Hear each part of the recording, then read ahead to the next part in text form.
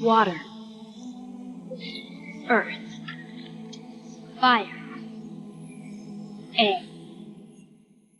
Long ago, the four nations lived together in harmony. Then, everything changed when the Fire Nation attacked. Only the Avatar, master of all four elements, could stop them. But when the world needed him most, he vanished. Avatar: The Last Airbender is incredible. It's one of my favorite works of fiction ever written, and it still holds up to this day, if not better than I remember. I've previously discussed Avatar on this channel, specifically Jet, who is hands down one of, if not my favorite character in the series. It's an older video, but I really like the writing and editing I put into it, so please go check that out. That aside, Avatar is brilliant on every level. The characters and world feel so alive and lived in. For me, this writing is on par with Full Metal Alchemist, Rurouni Kenshin, Gintama, and even the Bleach manga. It's rich in nuance, and every aspect of this world is treated with love and care. Each character goes through a transformation, whether it's Aang's transformation from boy to man or Zuko's redemption, which makes me even more excited for the upcoming Azula novel. Today I want to look at Ozai and how he was not only the enemy of the three other nations, but also the enemy to the Fire Nation itself. But before that, if you're new here and you like this kind of analytical content, please hit the subscribe button and ring that bell so you don't miss out on a single video. I talk about anime, manga, video games, and all things fiction on this channel in as much detail as I possibly can. And with that out of the way, let's get back in today's video. Ozai was a master of firebending and was thought to be the most powerful firebender in the world before the 100-year war ended.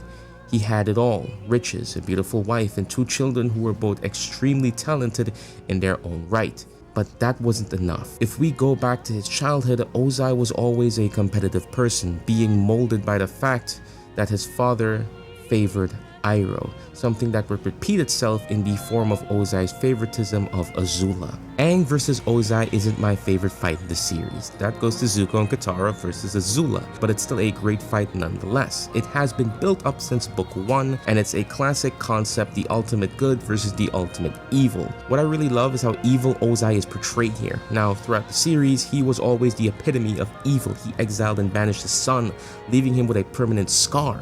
On top of that, he tried to usurp the throne from his brother Iroh out of jealousy, and in doing so essentially forces the hand of Ursa to kill his father, causing her to be banished in the process in order to spare Zuko's life. Something that destroyed Zuko for a long time and ultimately worked against Ozai in the end. My father says she was born lucky. He says I was lucky to be born. I don't need luck though. I don't want it. I've always had to struggle and fight, and that's made me strong. It's made me who I am. The Fire Nation, to its people, are built up as the heroes of the four nations. It's all played off as them winning a war, but in reality, they killed monks who didn't put up a fight, wiping out an entire race of air nomads. To the rest of the world, the Fire Nation is evil. They destroyed peace and broke the balance. They were, by definition, the world's greatest enemy. However, the world also included themselves. Allow me to elaborate. Ozai sealed his fate the moment he had used Ursa to kill Azulon. From that moment, the pieces were set into motion, burning a permanent reminder into Zuko's face before banishing him on a suicide mission to find the Avatar. This mission would fundamentally change Zuko as a person, from the boy who would seek the approval of his father to a man who would stand on his own 2 feet and help crush the Fire Nation alongside the Avatar himself. Ozai destroyed his family, pitting his children against each other, something again that would end in his downfall, as Mai betrays Azula to help Zuko, Ty Lee joining her in the process.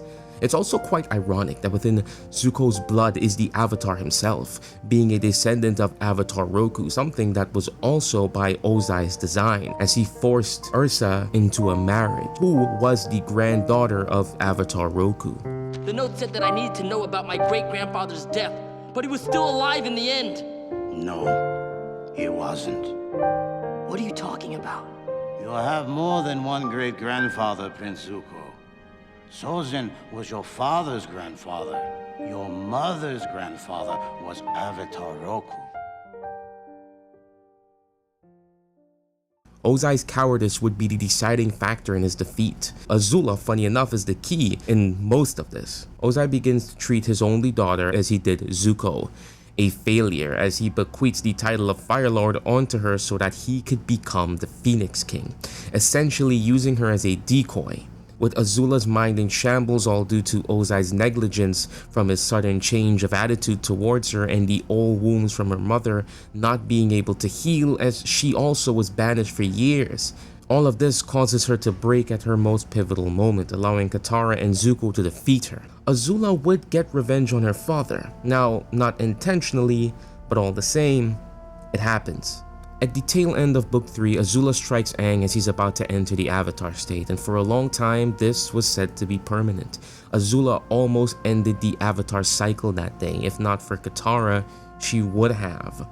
But that scar would rear its head once again. I know people tend to hate that part of the series, Aang being able to enter the Avatar state once more due to a convenient deus ex machina being hit in the back by a rock. I think it's poetic irony.